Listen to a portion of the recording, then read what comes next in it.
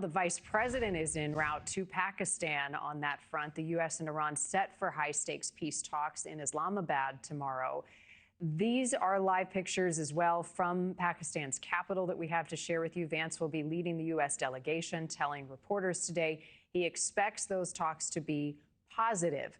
The ceasefire, however, is shaky as the fighting continues in the Middle East. Let's go to Hannah Brandt. She's following the vice president's trip as he gets ready for these negotiations. Hannah, what else is the administration saying going into these talks?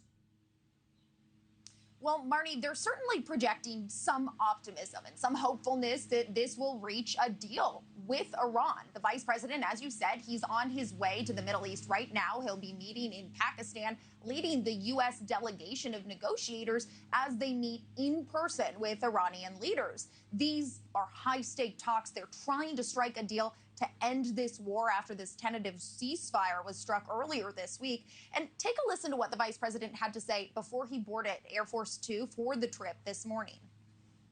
We're looking forward to the negotiation. I think it's going to be positive. We'll, of course, see.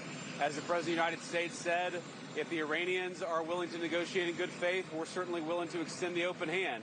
If they're going to try to play us, then they're going to find that the negotiating team is not that receptive. So we're going to try to have a positive negotiation. The president has gave us some pretty clear guidelines, and we're going to see.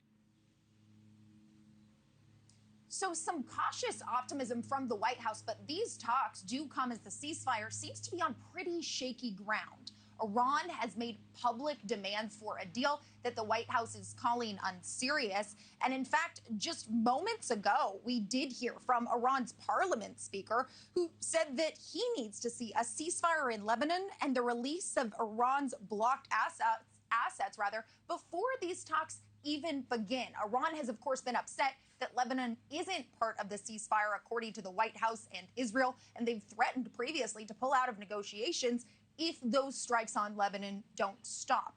President Trump did have a phone call with Israeli Prime Minister Benjamin Netanyahu recently, and he tells reporters he did ask Netanyahu to pull back on those strikes in Lebanon. Now, there's also tension over the Strait of Hormuz that's threatening this fragile truce. President Trump saying Iran is doing a poor job of allowing oil through the strait, writing, "That is not the agreement we have." So even heading into these talks, a lot of disagreements to work through, but the White House has expressed confidence that a deal can be reached. And there's certainly a lot of political pressure on Vance. He is the key player leading these talks for the U.S., and especially as he's seen as a potential 2028 presidential candidate. This could be a really important mark in what he's done for the White House under the Trump administration. I would note U.S. Special Envoy Steve Witkoff and Jared Kushner also traveling with the vice president. They, of course, have led all of the previous talks with Iran for the Trump administration. On the Iranian side, we're expecting the country's foreign minister and parliament speaker, though we don't know for sure who will be representing Iran. And really, that's part of the challenge in these negotiations, because several key Iranian leaders have been killed in this conflict, which leaves a lot of questions about the new power dynamics in the country at this point and certainly moving forward, Marni. Yeah, and if that lays the groundwork for a regime change. Hannah, the war is prompting a surge in inflation here at home. How is the White House responding to some new data that was released today?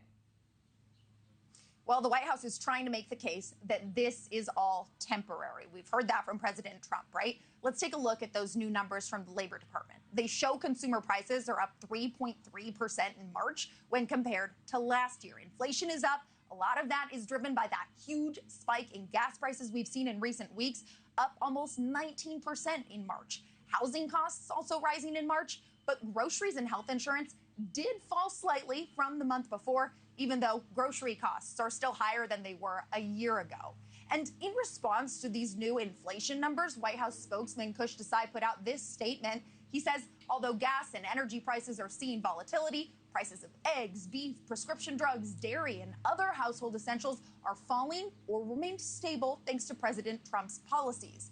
Also adding that the American economy remains, quote, on solid trajectory.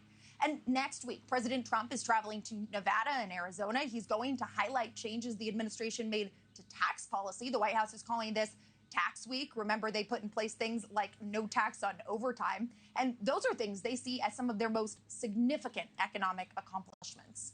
Thank you for watching. Subscribe below and download our NewsNation app right now on your phone, and you will get fact-based, unbiased news for all Americans.